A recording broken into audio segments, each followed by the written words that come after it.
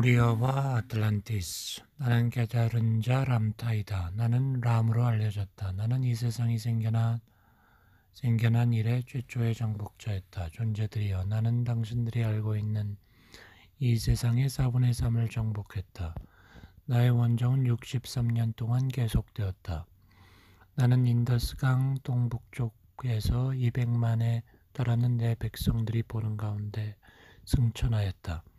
나의 백성들은 현재 인더스, 티벳, 네팔, 몽고 남부 지역의 인구를 구성하고 있다. 내 백성들은 이를테면 레무리아인과 이오니아인의 피가 섞인 혼혈이며 그들의 피부색은 아틀라시아에서 탈출한 부족들과 섞였다. 내 피는 그들 모두 안에 있다. 나는 아틀라시아 대륙의 유랑민이 아니었으며 오나이라 불리는 남쪽 끝단 항구에서만 살았다. 그곳에는 아틀라시아와 뮤를 연결하는 우나 또는 수로라 불리는 것이 있었다. 무가 의미하는 것이 레무리아임을 알고 있는가? 이곳은 모든 것들의 가장 위대한 발상지다. 사람들이 문명의 요람이 어디였는지 찾기 원한다면 바로 이곳이었다. 이 운하는 뮤가 거대한 짐승으로 들끓었기 때문에 아틀라시아로 오는 피난민들로 가득 차버렸다. 그 짐승들은 창조라는 강의에서 그대들에게 설명한 것처럼 또 다른 창조물의 흔적이다. 그 당시 많은 사람들이 살고 있었고 그들의 건축물은 모두 지하에 있었다. 레무리아에서 지상에 사는 사람들은 아무도 없었으며 모두 산에서 생활했다. 그 당시에는 단지 하나의 거대한 산맥밖에 없었는데 그것은 지금의 태평양 연안 북쪽까지 뻗어 있었다. 거대한 대평원으로 이루어진 미우 대륙에 살던 모든 사람은 산속에서 움막을 짓고 살았다. 그들은 지하에 놀랄만한 터널만 고속도로 샛길들을 구축했는데 모든 것들은 지상의 거대한 동물로부터 자기를 보호하기 위한 것이었다.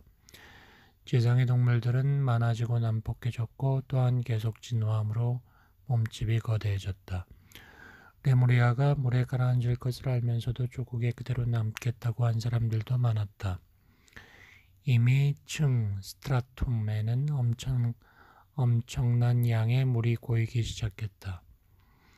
땅이 물에 가라앉으면서 땅에 살던 모든 동물들이 짐승들이 자취를 감추었다.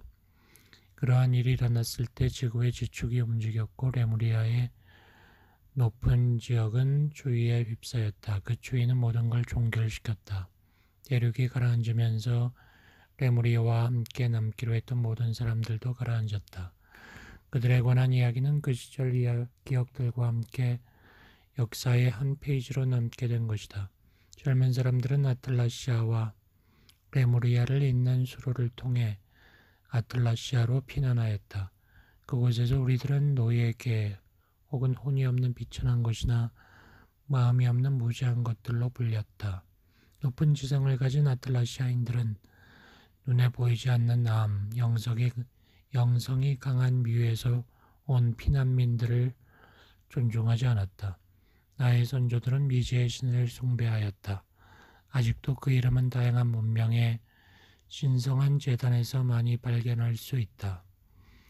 운하를 통해 도착한 곳은 오나이라고 하는 아틀라시아에서 가장 큰 항구 도시였다. 당신들이 살고 있는 이곳이 거대한 도시라 생각하는가?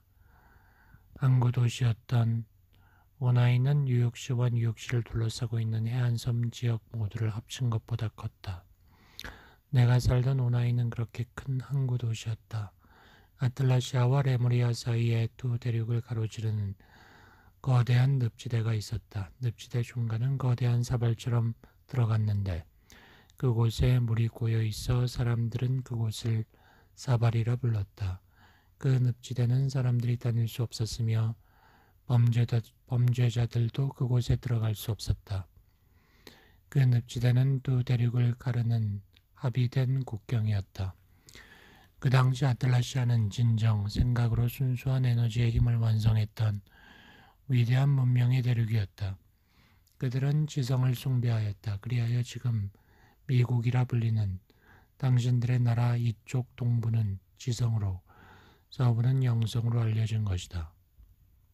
대도시가 있는 이곳 해안선은 아틀라시아의 북부에서 멀리 떨어진 섬들이 있는 해안지대였다. 당신이 아메리카 대륙이라 부르는 곳은 브라질과 남아메리카로 불렸다. 그 땅들은 이런 식으로 불렸다. 그것들은 하나의 거대한 땅이었으며 그것들이 한데 모여 하나의 지점이 형성되었을 때 아틀라시아라고 하는 광활한 대륙이 생겼다. 이러한 두 개의 거대한 대륙과 아틀라시아는 레무리아로 연결된 어느 운하에 의해 나뉘어졌다. 그것은 운하의 남부에 있었던 유일한 항구였다. 대재앙, 당신들은 람타, 바다에 있는 모든 물은 어디에 있었는가? 라고 물을 것이다. 그것은 계속 층 속에 있었다. 물은 항상 그 층 속에 있었다. 바로 이것이 비옥한 테라라는 경이로운 산물을 만들었다. 이 층은 태양빛을 받아 지상에 그 빛을 퍼뜨렸다. 최후의 날에 어떻게 혹한이 닥쳤을까? 아틀라시아인들이 여행과 전쟁을 목적으로 빛을 완성했을 때, 그리고 물이 거대한 수로로 쏟아졌을 때, 생각과 쌈을 그리고 엄청난 빛이 그 층에 있는 수로를 절단하였다. 그곳에서 물은 당신들이 수증기라 부르는 대기의 작용으로 바뀌기 시작했다. 조금씩 이런 일이 시작되자 레무리아 땅 내부는 우르릉대는 소리를 내며 요동치기 시작했다. 그리고 요동이 시작될 때 빛으로 인해 구멍이 뚫린 층에서 레무리아 대륙으로 물이 쏟아지기 시작해 대홍수가 일어났다.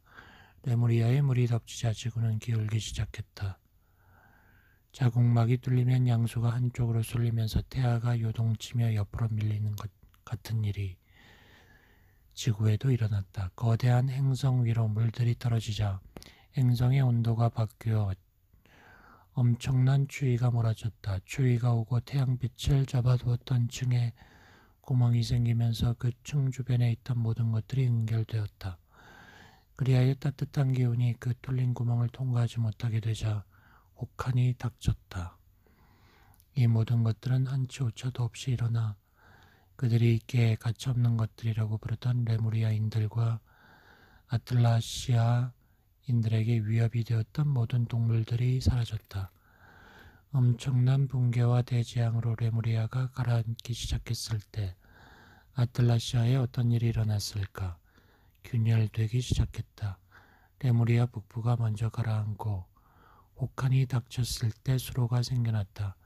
땅 밑으로 경사가 생기면서 대륙의 곳곳이 엄청난 물로 채워지기 시작했다. 아틀라시아를 지탱했던 대륙들은 수로로 물이 들어오자 분리되면서 수로를 따라 나뉘어 이동하기 시작하였다. 브라질과 남아메리카라 불리는 대륙은 한때 서로 연결되어 있었으나 지금 그 자리에는 거대한 수로가 흐르고 있다.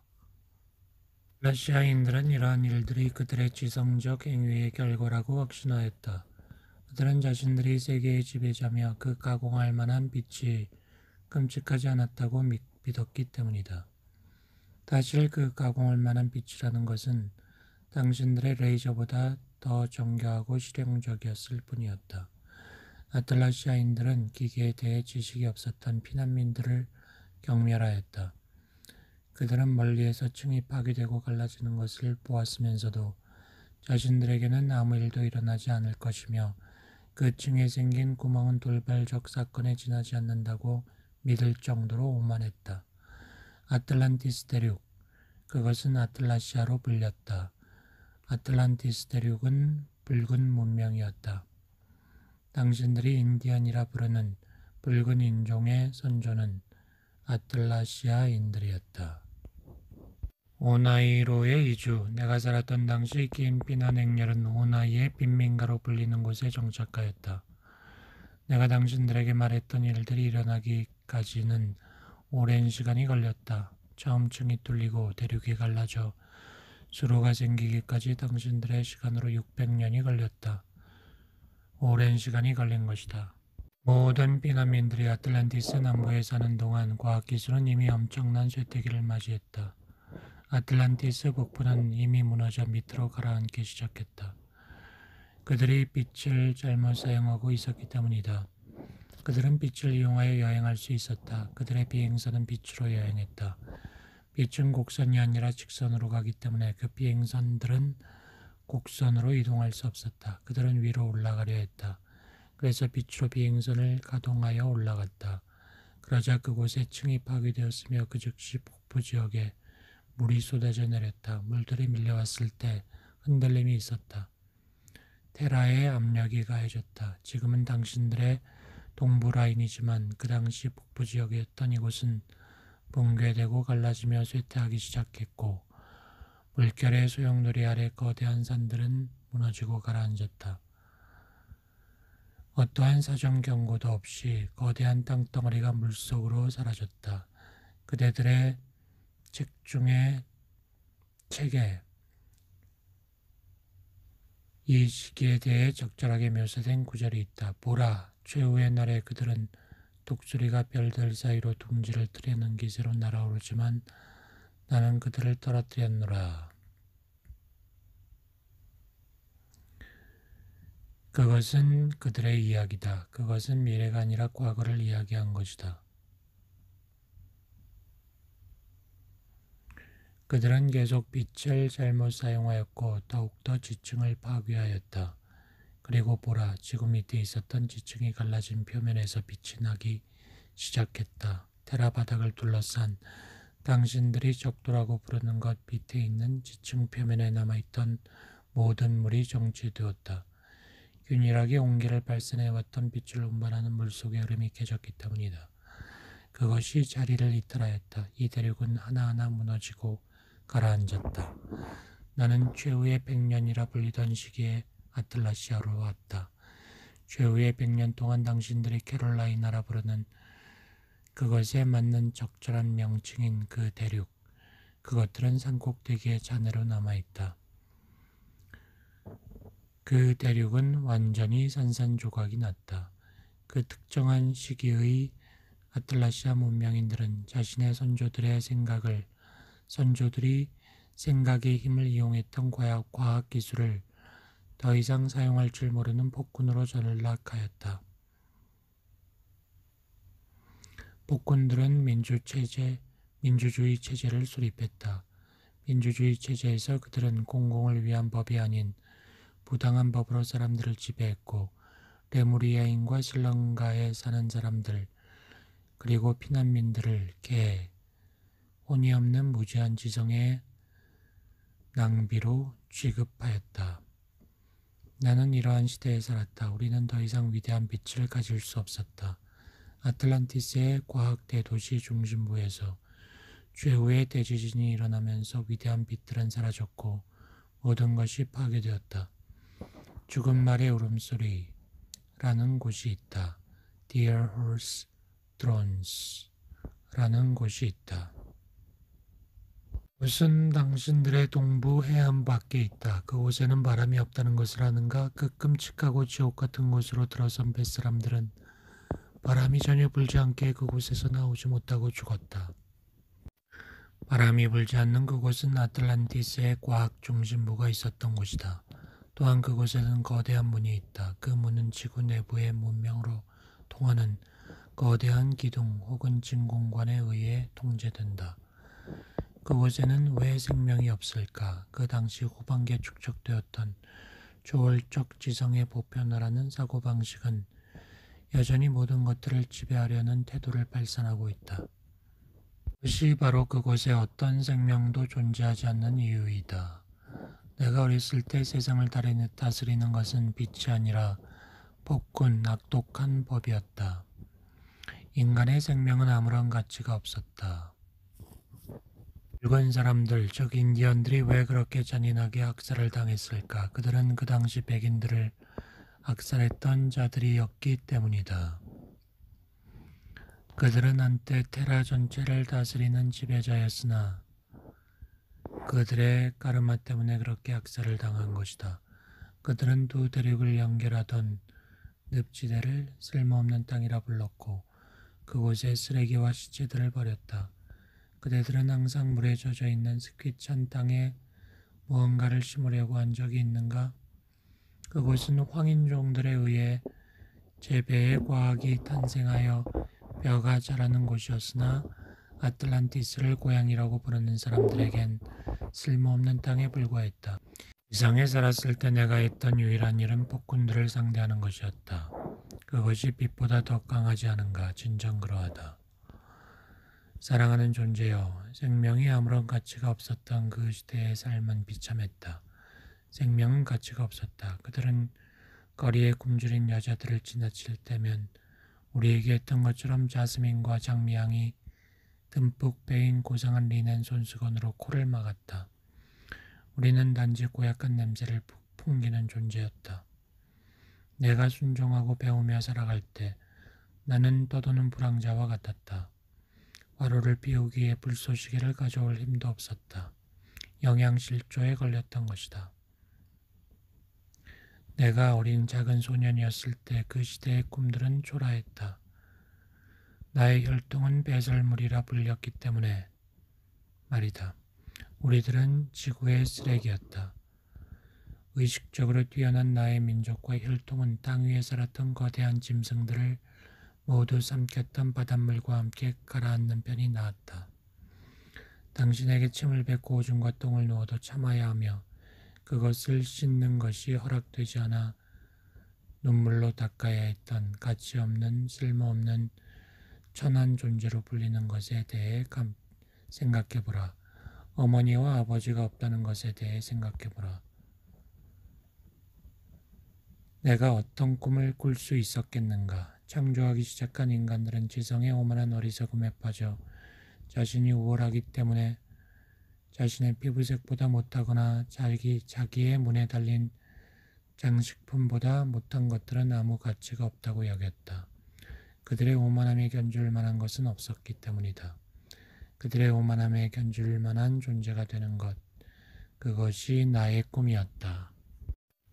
그의 환생 이전, 누가 람따가 되기를 선택했는가? 나다. 누가 당신이 되기를 선택했는가? 당신이다. 나와 마찬가지로 당신은 응결된 생각이 육체라는 것으로 나타나기 전 물질을 이해하는 과정에서 진화할 수 있는 유전자 패턴을 결정하였다. 당신이 높은 차원에서 낮은 주파수 차원으로 한 번도 내려온 적이 없다면 낮은 차원을 이해할 수 없다. 당신 존재가 순수한 상태에 있을 때에는 낮은 차원을 이해할 수 있는 지식을 가지고 있지 않다. 그래야 당신은 신의 왕국 전체를 이해하지 못한 채 그곳에 있게 된다. 나는 내 육체를 창조하지 않았다. 나는 영혼의 안뜰이라 불리는 곳에 머물러 있었다. 영혼의 안뜰이란 평평한 층이다.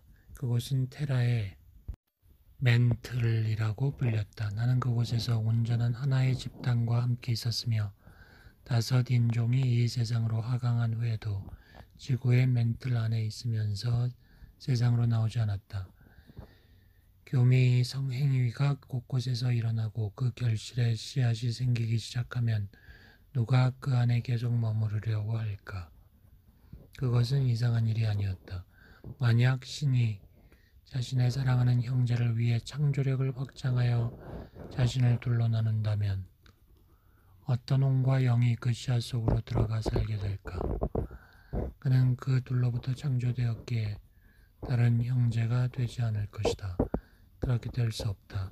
그들로부터 창조된 자식은 하나의 혼과 하나의 영이 있어야만 한다. 몸은 쉽게 만들어지지만 혼과 영은 영원하다. 나는 육체를 통해서 표현하기를 열망했다. 그렇게 안 될 이유가 있을까? 모든 이들이 처음 시작할 때 무모한 신이었듯이 나도 여러 가지 면에서 무모한 신이었다. 경쟁심으로 인한 생각과 이해의 오용으로 우리는 아름다운 것을 파괴하였다. 나는 그들 중 한 명이었고 당신도 그들 중 한 명이었다. 우리들은 왜 우리가 창조하는 것을 통해 표현하고 싶어 할까? 우리가 현실로 표현하지 않는다면 현실이 존재하는지 어떻게 알 수 있을까? 우리가 그것의 일부가 되어보지 않는 한 우리가 창조한 것이 존재한다는 것을 어떻게 알 수 있을까? 그래야 인류는 번영하였고 자신을 사랑하는 신의 충만함 속에서 삶과 문화, 사랑이 퍼졌다. 내가 세상에 오기로 한 것은 자연스러운 흐름이었으며 나는 이 세상에 태어나길 선택했다. 나는 테라를 좋아했다. 우리에게 희망이었기 때문이다. 테라는 아름답고 빛나고 순결했다. 우리는 과거의 그릇된 실수를 통해 배웠다. 나는 지구에 동참하고 싶었다. 내가 알지 못했던 것은 일단 진동이 더 낮은 영역으로 내려온다면 더 낮은 곳에 살기 때문에 더 높은 영역을 잊게 된다는 것이다. 안틀을 떠나 이 세상에 태어나는 모든 사람들은 높은 곳을 잊었지만 그것은 그들의 본능 안에 존재했다. 동물들이 그들의 본능을 가지고 있듯이 인간도 그들의 본능을 가지고 있다. 그러나 완전한 기억으로 가지고 있는 것은 아니다. 영이 육체의 완성으로 기쁨이 넘치는 순간 기억 전체를 갖게 되지만 에고는 그렇지 않다. 그렇게 나는 이 세상에 야만인으로 태어났다. 인간이 다르다는 것을 어떻게 이해할 수 있었을까? 이러한 것들에 대한 나의 태도가 다르다는 것을 어떻게 알 수 있었을까? 내가 그것들이 되어보지 않았기에 나는 그것들을 단정할 수 없다. 높은 차원에 있는 요소들은 낮은 차원에 있는 요소들을 판단할 수 없다. 낮은 차원의 요소들만이 높은 차원의 요소들을 판단할 수 있다. 높은 차원에는 낮은 차원의 요소가 없으므로 낮은 차원의 요소들을 이해할 능력이 없기 때문이다. 나는 태어나기 전 인간이 다른 인간의 노예가 될 수 있다는 것을 알지 못했다. 권리 박탈, 노예 상태를 몰랐다. 그러한 것들을 경험한 적이 없었다. 내가 무지한 자, 야만인, 혼이 없는 자, 어리석은 개라는 경험을 하고 나서야 비로소 나는 나 자신이 될 수 있었다. 우리는 그렇게 취급받았다. 내가 아틀라시아라고 불리는 귀족 계급의 희생물이 되어보지 않고서 그들보다 낫다는 것을 어떻게 알 수 있겠는가? 당신이 살고 있는 나라의 일반적인 지식을 갖지 못할 정도로 당신이 무지할 때 당신은 자신을 받아주지 않는 사회의 변두리에 얹히게 될 것이다. 만약 그들이 당신을 받아준다면 그것은 그들 자신의 결함을 상기시킬지도 모르기 때문이다. 에고는 그런 것을 좋아하지 않는다. 변형된 에고는 자신이 변질되었다는 것을 떠올리고 싶어 하지 않는다. 나는 람타가 되기를 선택했다. 당신은 당신이 되기를 선택했고 당신의 혼은 당신의 부모, 당신의 피부색과 성별 등을 결정했다. 맞는가? 그래서 당신은 당신인 것이다. 그와 마찬가지로 내 삶에서 나는 람타였고 람타로 잉태될 수 있었다. 나는 오직 나의 위대함의 형상이었지 그것보다 못한 존재로 드러난 적이 없었다. 나의 위대한 형상은 혐오스럽고 경멸받으며 사랑받지 못하는 가치 없는 존재, 더러운 존재로 바뀌어버렸다. 그리하여 그것이 나의 형상이 되었고 나는 그렇게 보였다.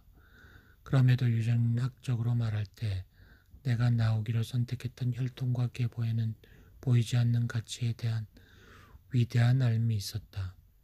사람들은 그들의 혈통과 계보에 매달렸고 거대한 바닷속에 잠길 그들의 조국에 매달렸다. 이러한 피난민들은 눈에 보이지 않는 알미에 매달렸지만 우리의 지배자들은 기계들, 왕국들, 권력 같이 눈에 보이는 현실로 나타나지 않으면 믿지 않았다. 내가 라뮤스트, 람이라 불리는 가문에서 태어난 이유는 내가 그 혈통을 선택했기 때문이다. 내가 출생했던 그 가문은 그들이 극복해야 할 감정적 이해를 갖고 있었다. 감정적인 창조성을 가진 가문으로부터 태어난 사람들도 있는데 그들은 단지 진보하기 위하여 기계 법령 복정 분리 징후를 창조하였다. 당신이 어느 가문에서 태어났을 때 당신은 그 가문이 어떤 가문이라는 것을 알 수 있다. 그저 당신의 눈을 내면으로 돌려 당신의 영광이 어디 있고 당신이 집중하는 것이 뭔지 알기만 하면 된다. 당신은 이미 그것을 알고 있기 때문에 내가 말할 필요가 없다. 나는 진보에 역행하는 뮤라고 하는 곳에서 레무리아인으로 태어나기를 선택했다. 아버지가 없다고 해서 내 어머니를 원망하지 않았다. 우리의 아버지가 다르다고 해서 형제들을 미워하지 않았다. 우리가 가난했어도 어머니를 원망하지 않았다. 내가 그렇게 태어나기로 선택한 것에 대해 나의 신을 원망하지 않았다. 존재여, 이 점은 당신들이 배워야 한다. 감정에 치우친 가문과 진보에 치우친 가문이 부딪혔을 때 일어났던 일은 결국 전쟁이었다. 전쟁을 알기 위해 위대한 군대에 속할 필요는 없다. 당신은 예리한 혀만 있으면 된다. 위즈의 신과의 싸움. 내 생에서 어린 소년이었을 때 나는 어머니가 거리에서 그녀의 사랑스러움을 빼앗기는 것을 보았다. 내 삶에서 우리가 살았던 도처에서 그러한 끔찍한 일들이 일어나는 것을 보았다. 어머니가 그런 일을 당한 후 그녀의 뱃속에서 아이가 자라는 것을 보았고 그것이 누구인지 알았다. 그리고 어머니가 우는 모습을 보았다. 왜? 어머니가 이 약속된 땅에서 고통받았던 것처럼 또 다른 생명이 태어나 거리에서 고통받아야 하는가? 어머니가 여동생을 낳는 것을 도와주었다. 어머니가 허약해 혼자 힘으로 아이를 낳을 수 없었기에 내가 출산을 도왔다. 그래야 작은 여자아이가 세상에 태어났다. 하지만 기쁨이 아니었다. 그것은 기뻐할 일이 아니었다. 나는 어머니 앞에서 용감해야 했다. 어머니가 너무도 굶주려 허약했기 때문에 갓난아기가 아무리 젖을 빨아도 그녀의 가슴에서 나오는 것이 없었다. 여동생은 점점 허약해졌다. 우리가 왜 이런 고통을 당해야 하나? 우리는 소작농이었고 가치 없는 것이었고 아무것도 아닌 존재였기 때문이다. 누가 이 땅을 지배했을까? 이 땅을 가진 사람들이었다. 그들은 우리에게 그들의 땅에 살며 경작하도록 했지만 노동의 대가로 아무것도 주지 않았다. 그들은 우리가 거둔 수확물을 어떻게 했을까? 그들은 그것들을 곡창에 쌓아놓고 그들의 기름진 배를 두드렸다. 이것은 불공평하다. 사람들이 말하는 신은 누구인가? 어머니는 아이에게 먹일 젖이 나오지 않아 울고 있었기에 나는 화가 났다. 발이 빨랐기 때문에 거리를 돌아다니며 남의 개를 죽이거나 들새를 잡았고 밤에는 지주의 곡식을 훔쳤다. 내가 구해온 것들을 먹고 그 힘으로 여동생에게 젖을 먹일 수 있었다. 갓난아기였던 여동생이 어머니의 마지막 남은 힘을 모두 빨아 어머니가 죽었다고 해서 곧 죽을 동생을 원망하지 않았다.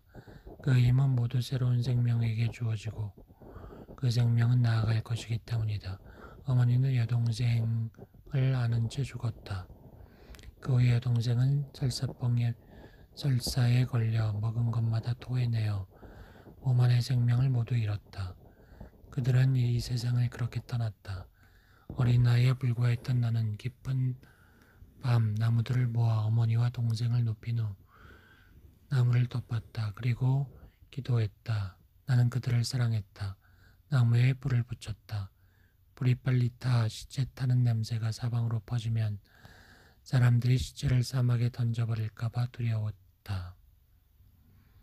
그러면 하이에나들이 달려들어 어머니와 동생의 시체를 먹을 것이고 사람들은 개의치 않을 것이었다. 나는 조심스럽게 불을 지펴 그들을 태웠다. 비록 어린 나이였지만 붉은 인종에 대한 증오는 내 안에 커져갔다. 나의 남동생마저 성주의 성적 놀이개로 끌려간 후 나에게는 아무것도 남아있지 않았다. 나의 조상들은 별과 달 너머에 있는 것들을 숭배했다. 그들은 눈에 보이지 않는 것을 사랑했다. 그들은 그것을 미지의 신이라고 불렀다.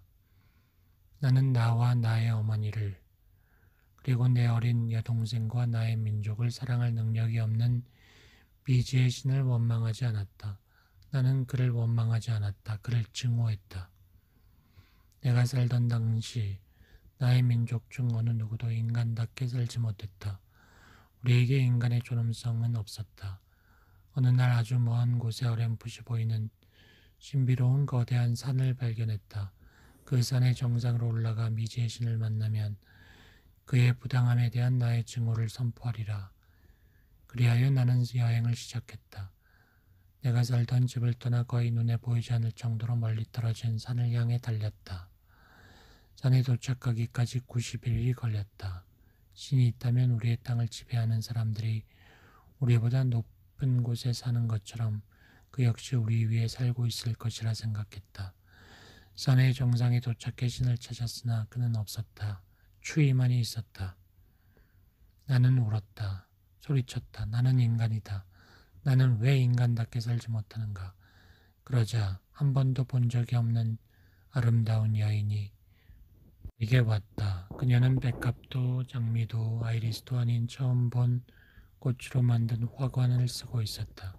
그녀의 드레스는 하늘거리고 부드럽고 은은했다. 그녀는 나에게 거대한 검을 주었다. 9개의 손으로 검의 자루를 잡아야 할 만큼 그 검은 매우 컸다. 그녀는 말했다. 오람, 오람이여, 진리를 배운 당신에게 바랍니다. 이 땅에는 오랫동안 존재해온 진리가 있습니다. 당신의 기도를 들었습니다. 당신은 강한 신념과 능력을 지니고 있습니다. 이 검을 받아 잘 사용하십시오. 그리고 그녀는 사라졌다. 나는 나의 광기와 내가 보았던 환영들에 의해 눈이 멀어졌다. 나는 더 이상 추위에 떨지 않았고 따뜻한 기운을 느꼈다. 내 눈물이 떨어져 얼은 곳을 다시 보니 아름다운 꽃 한 송이가 피어 있었다. 날개 달린 크로샴 검은 있음이 그 자신을 가장 아름다운 모습으로 표현한 것이었다. 그녀는 나에게 검을 주며 말했다. 가서 자신을 정복하세요. 그 후 이야기는 당신들이 모두 아는 이야기다. 그 검을 주었던 존재는 하나의 독립적인 개체가 아니다. 날개가 달린 그 검을 만든 것은 있음의 조화이다. 나는 나의 큰 검을 가지고 산에서 내려와 돌아가신 어머니가 살았던 오두막집으로 왔다.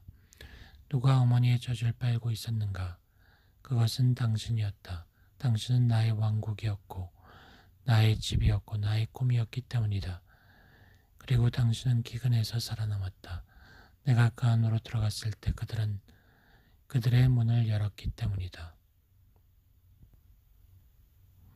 그리고 내 몸은 더 이상 힘없이 움직이지 않았다.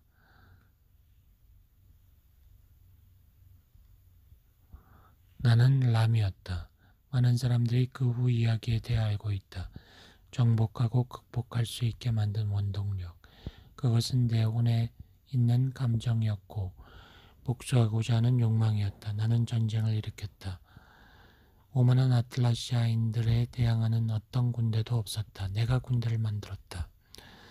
나는 미지의 신의 겁을 먹었고 검을 받았으며 나 자신을 정복하라는 말을 듣고 위대한 산에서 내려왔다.